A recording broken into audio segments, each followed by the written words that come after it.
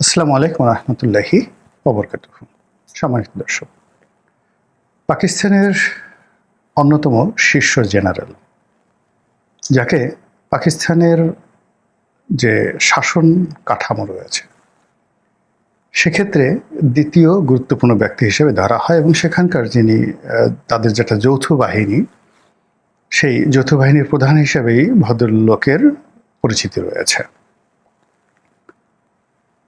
এবং তিনি বাংলাদেশ সফর করেছেন, এবং সফরের বিস্তারিত বিষয় সম্পর্কে আমার কোনো জানার তেমন আগ্রহ নেই, কিন্তু প্রধান উপদেষ্টার সঙ্গে তার বৈঠক, সেই বৈঠকের সময় তার ছবি, এবং সবার শেষে যখন ফটো সেশন, সেই ফটো সেশনে আমাদের প্রধান উপদেষ্টা ডক্টর মোহাম্মদ ইউনূস তিনি যে খুশির জোয়ারে ভাসছেন এবং যেভাবে হাসি মুখে ছবি তুলেছেন, তার মুখভঙ্গি দেখলে বা তার মুখে হাসির ফোয়ারা দেখলে আপনার মনে হতে পারে যেন পূর্ণিমার চাঁদ তার মুখমণ্ডলে ধরা দিয়েছে।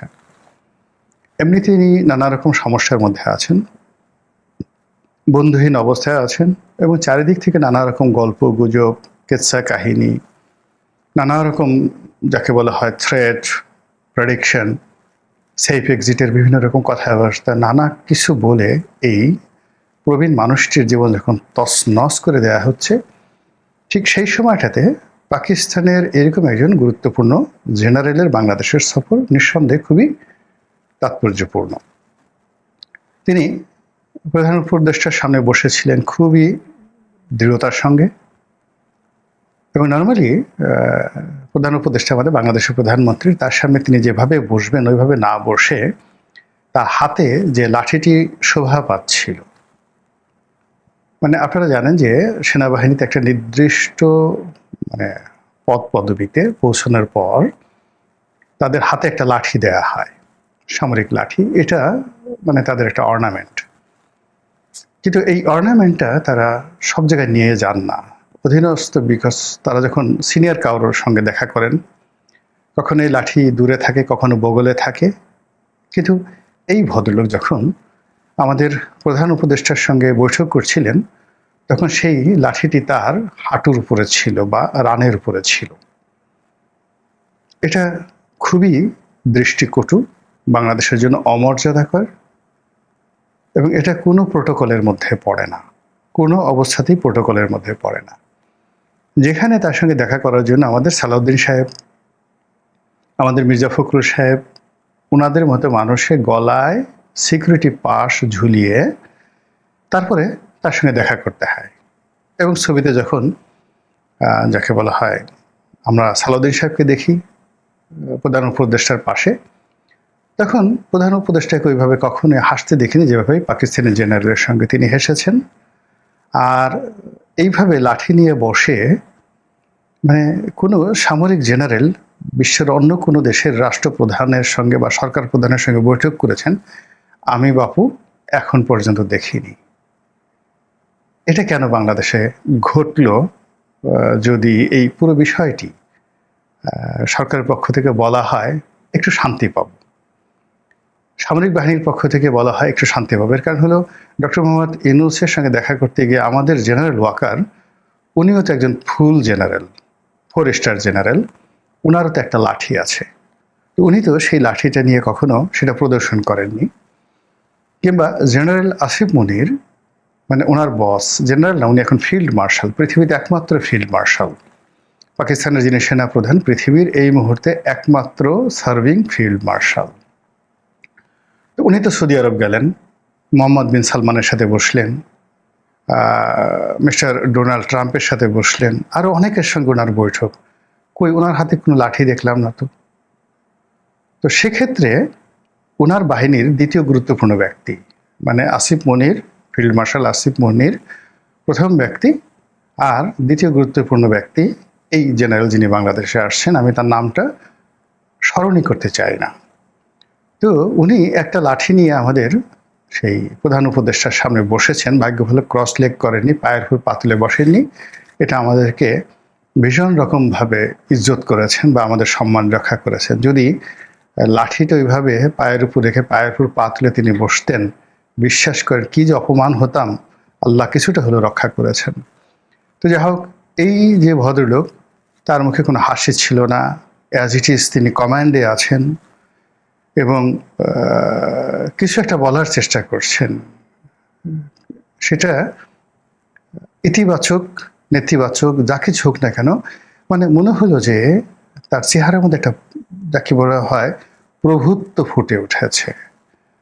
লাইক 1971 বা 60-এর দশকে যখন আমরা পাকিস্তানের কলোনি ছিলাম, তখন এরকম কোনো জেনারেল যদি আসতেন, কোর কমান্ডার আসতেন, আমাদের রাজনীতিবিদদের সাথে বসতে গিয়ে তারা যে এরকম একটা ভাব নিতেন, তার সাথে একটা বেশি ভাবসাব আসলে এই ভদ্রলোকের মানে আচরণে ফুটে উঠেছে। তার ক্যাপ থেকে শুরু করে তার পোশাক, তার সামরিক পোশাক, তার হাতের লাঠি, তার বসার ভঙ্গি, সব কিছু মিলিয়ে মানে একটা অসাধারণ, যাকে বলা হয়, অভিব্যক্তি ফুটে উঠেছে। এবং বাংলাদেশকে যে তারা এই মুহূর্তে কি মনে করছে, ডক্টর মোহাম্মদ ইউনূসকে কি মনে করছেন, এটা আল্লাহ জানেন আর তারা জানেন, আর আমাদের ডক্টর মোহাম্মদ ইউনূস জানেন। কিন্তু আমরা বাইরে থেকে হাদারাম পাবলিক যা দেখেছি, বিশেষ করে আমার মতো বোকাশোকা মানুষ, আমার আসলে এই জিনিসগুলো ভালো লাগেনি। ইদানিং পাকিস্তান বিভিন্ন কারণে সারা দুনিয়াতে আলোচিত। প্রথম কারণ হলো পাকিস্তান আর্মি যেভাবে ওই রাষ্ট্রটি জন্ম হওয়ার পর থেকে ওই রাষ্ট্রের উপর যে আধিপত্য বিস্তার করে আসছে, এমনতরভাবে কোনো আর্মি কমপ্লিটলি, সম্পূর্ণভাবে, পরিপূর্ণভাবে পুরো একটি রাষ্ট্রের উপরে দীর্ঘকালীন এরকম আধিপত্য বিস্তার করেছে আমি কখনো এরকম পাইনি। একজন স্বৈরশাসক, হয়তো দেখা গেল পিনোশে, বা ধরুন স্পেনের ফ্রাঙ্কো, কিংবা ধরুন হোসনি মোবারক, যারা আর্মি ব্যাকগ্রাউন্ড থেকে এসছে, বা মিশরের বর্তমান সিসি, যারা দীর্ঘদিন ধরে ক্ষমতা আছেন, ইন্দোনেশিয়াতে সৌহার্দ্য ছিলেন। কিন্তু এই ধরনের স্বৈরশাসকদের ক্ষমতা চলে যাওয়ার পরেই সামরিক বাহিনীর কর্তৃত্ব কিন্তু থাকেনি। কিন্তু পাকিস্তান যে রাষ্ট্র, সেই রাষ্ট্রের মধ্যে একেবারে শুরু থেকে কায়েদ আজম মোহাম্মদ আলী জিন্নাহর মৃত্যুর পর থেকে এই বাহিনীর আধিপত্য, এটি ছিল একেবারে 90 ডিগ্রি, যাকে বলা হয় গলনাঙ্কে। কিন্তু 1957 সনে যখন তারা ক্ষমতা নিয়ে নিল, এরপর থেকে আইয়ুব খানের জমানা থেকে একদম আজ পর্যন্ত পাকিস্তানের সব কিছুই সামরিক বাহিনী চালাচ্ছে। বলা হয়ে থাকে যে পৃথিবীর সব দেশের একটি করে সেনাবাহিনী আছে, আর পৃথিবীতে একটি মাত্র দেশ আছে, একটি মাত্র সেনাবাহিনী আছে, যে সেনাবাহিনীকে সেবা করার জন্য একটা দেশ আছে, আর সেই দেশটির নাম হলো পাকিস্তান, আর সেই বাহিনীটা হলো পাকিস্তান সেনাবাহিনী।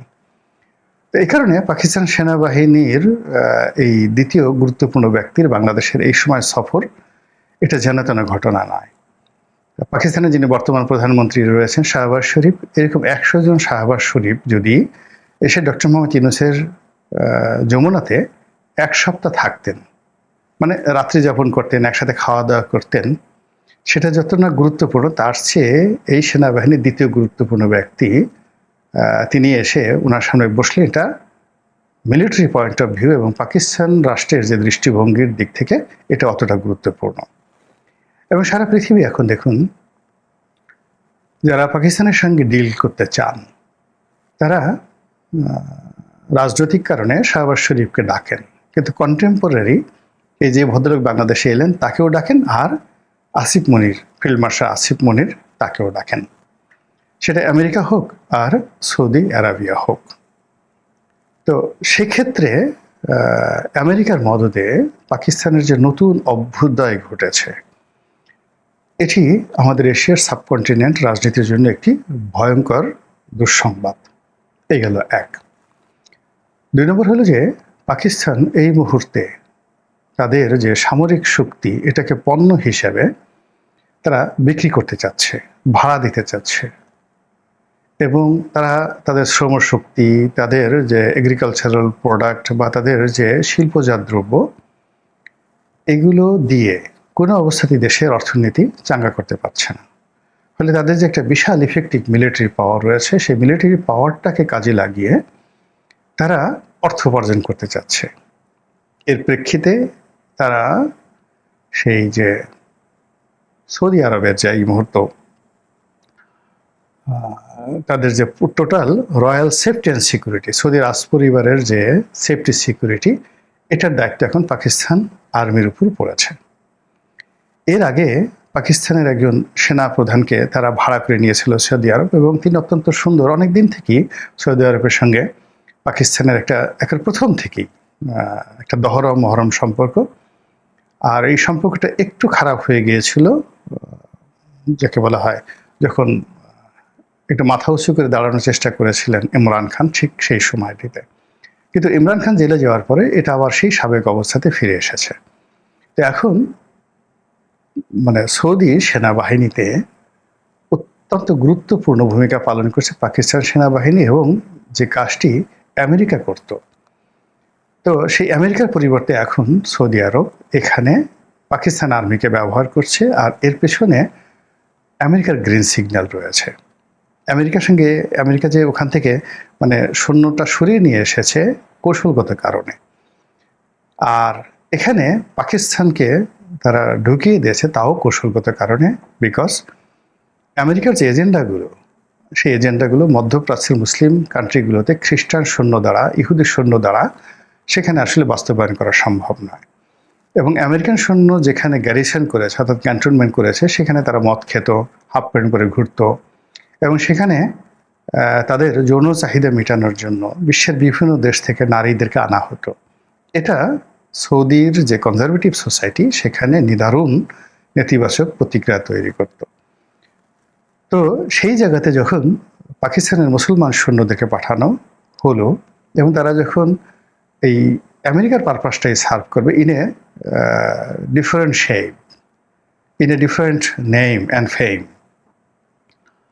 এবং পাকিস্তানের সৈন্যকে দিয়ে যে কাজটি আমেরিকা ঘটাতে পারবে সৌদি আরবে, কুয়েতে কিংবা পার্শ্ববর্তী রাষ্ট্রসমূহে, এটি আমেরিকান সৈন্য দ্বারা সম্ভব নয়। ফলে এই যে সৌদি আরবকে দ্বারা তারা যে উইন্ডোটা তৈরি করলো, ঠিক সেম উইন্ডোটা তারা কাতারে করবে, সেম উইন্ডো তারা সেই যাকে বলা হয় ইরাকে করবে, সেম উইন্ডো তারা এই ফিলিস্তিনি করবে, হামাসের ওই জায়গাটাতে করবে। পুরো মধ্যপ্রাচ্যে যদি পাকিস্তানের অন্ততপক্ষে 5 লাখ সৈন্য সেখানে তারা নিয়োজিত করে, ফলে এখান থেকে যে রেভিনিউটা আসবে সেই রেভিনিউ তাদের টোটাল জিডিপিটাকে চেঞ্জ করে দেবে, এবং এই কাজটাই আসিফ মনিররা এখন করে যাচ্ছেন। এই গেল এক। 2 নম্বরে হলো যে কাজটি এই মুহূর্তে পাকিস্তানের নেতৃত্বে আমেরিকা করার চেষ্টা করছে, সেটি হলো একটি মুসলিম কম্বাইন্ড ন্যাটোর মতো করে একটা মুসলিম মিলিটারি ফোর্স তৈরি হবে। এখানে তুরস্ক, সৌদি আরব, পাকিস্তান, এই সকল রাষ্ট্র, এমনকি মালয়েশিয়া তারা থাকবে, বাংলাদেশকেও রাখতে পারে। এবং এই কাজগুলো করে টোটাল একটা belt, chain and command, same chain and কমান্ডে যদি একটা সিল্ক রুটের মতো একটা বেল্ট তৈরি করে ফেলা হয়, মিলিটারি বেল্ট, আর সেই বেল্টের অধীনে ন্যাটো বাহিনী যেমন ইউরোপ বা আমেরিকার যে কোনো জায়গায় ফ্রি মুভমেন্ট করতে পারে, তদ্রূপ পাকিস্তান আর্মি বা পাকিস্তান যে ধরনের ন্যাটোর মতো করে একটা মুসলিম বাহিনী গঠন করতে চাচ্ছে ওআইসির নেতৃত্বে, যার মূল কমান্ড থাকবে পাকিস্তানের হাতে, তাহলে সেই বাহিনী যদি কক্সবাজারে আসে, সেই বাহিনীতে তাদের যে নেভাল ফোর্স, সেই নেভাল ফোর্স যদি বঙ্গোপসাগরে টহল দেয়, সেই নেভাল ফোর্স যদি এসে সেন্ট মার্টিনে তারা ঘাঁটি করে, আপনি বলেন তো আমাদের হুজুর যারা আছে তারা সুবহানাল্লাহ আলহামদুলিল্লাহ বলা ছাড়া আর কি করতে পারে বলেন? তারা বলবে যে এই যে মুসলিম বাহিনী আসলো, তারা এসে আমাদের এই দেশটাকে রক্ষা করছে, তা না হলে তো ভারত দখল করে ফেলতো, আমেরিকার খ্রিস্টান সৈন্যরা আসতো, ন্যাটোর সৈন্যরা আসতো, এখন মুসলমান ভাইয়েরা এই জিনিসগুলো করছে। তো এই যে আমরা যে কোন দিকে এগোচ্ছি, কি প্ল্যান যে ঘটছে, প্রতি মুহূর্তে মধ্যপ্রাচ্যের মানচিত্র পরিবর্তন হয়ে যাচ্ছে, প্রত্যেকটা মুহূর্তে একটা মিলিটারি ডিসিশন হচ্ছে। এই যে যেটা মিশরে হলো, মিস্টার ডোনাল্ড ট্রাম্প সেখানে গেলেন, আসিফ মনির সেখানে গেলেন, তারপর শেষে সেখানে এই যে পাকিস্তানের প্রধানমন্ত্রী শাহবাজ শরীফ গেলেন, আর এই ভদ্রলোক সম্ভবত ছিলেন যিনি বাংলাদেশে এলেন। তো সব মিলিয়ে আবার এই সময়টাতেই বাংলাদেশে তাদের আগমন, যে আগমনের সময় কতগুলো কথা খুব শোনা যাচ্ছে যে আমরা এই পাকিস্তানের খুব বন্ধু মানুষ চীনের অনেকগুলো ফাইটার প্লেন আমরা এখন কিনতে যাচ্ছি, এই ধরনের কথাবার্তা শোনা যাচ্ছে। আর এই যে উনার এই আগমনকে কেন্দ্র করে গত 14 মাসে মানে ভারত বিভিন্ন সময় ডক্টর ইউনূস সরকারের বিরুদ্ধে নানা রকম প্রতিক্রিয়া দেখিয়েছে। ভারতীয় পত্র পত্রিকাগুলো বিষোদ্গার করেছে এবং সেগুলো বেশিরভাগ ক্ষেত্রেই তুচ্ছ-তাচ্ছিল্য। তারা রাগ হয়নি, তারা মনে করেছে যে ওরা এত ছোট, আমরা একটা টিপ দিলে ওরা মরে যাবে, আমাদের টিপ দেওয়ার দরকার নেই, আমরা জাস্ট ওখানে যদি একটা ছোট্টখাটো সার্জিক্যাল অপারেশন চালাই তাহলে বাংলাদেশের সব কিছু তছনছ হয়ে যাবে। কিন্তু এই জেনারেল সাহেব লাঠি হাতে বাংলাদেশে আসার পর, ডক্টর মোহাম্মদ ইউনূসের সামনে ওইভাবে লাঠি হাতে বসার পর, এই দৃশ্য দেখার পরে দিল্লিতে রীতিমতো অগ্নিকাণ্ড হয়ে গেছে, বজ্রপাত হয়ে গেছে, তাদের মাথা খারাপ হয়ে গেছে এবং তারা এই বাংলাদেশ এবং পাকিস্তানের যে বন্ধুত্ব, এই বন্ধুত্বটাকে তারা একটা আঞ্চলিক থ্রেট হিসেবে তারা মনে করছে। আগে ইসলামপন্থাদের যে উত্থান, দক্ষিণপন্থীদের যে উত্থান, এটাকে তারা যেভাবে মোকাবেলা করতে চেয়েছিল বা যেভাবে তারা পলিটিক্যালি মোটিভেট করে এটাকে মোকাবেলা করতে চেয়েছিল, কিন্তু এখানে যদি পাকিস্তানের মিলিটারি শক্তি চলে আসে সম্মুখ সারি, তার পেছনে যদি আমেরিকান সমর্থন থাকে, চীনের ফাইটার প্লেন থাকে, পেছনে যদি F-16 থেকে শুরু করে F-35 জঙ্গি বিমান থাকে, বলেন তো এই যে বাংলাদেশ নিয়ে এখন আমরা যে সকল পলিসির কথা বলছি, নির্বাচনের কথা বলছি, তারেক জিয়ার কথা বলছি, জামাতের কথা বলছি, সব কিছু বাদ দিয়ে একটা নতুন হিসাবের কি গন্ধ আপনারা কি পাচ্ছেন না? মহান আল্লাহ আমাদের সবাইকে হেদায়েত দান করুন এবং হেফাজত করুন। আসসালামু আলাইকুম ওয়া রাহমাতুল্লাহি ওয়া বারাকাতুহু।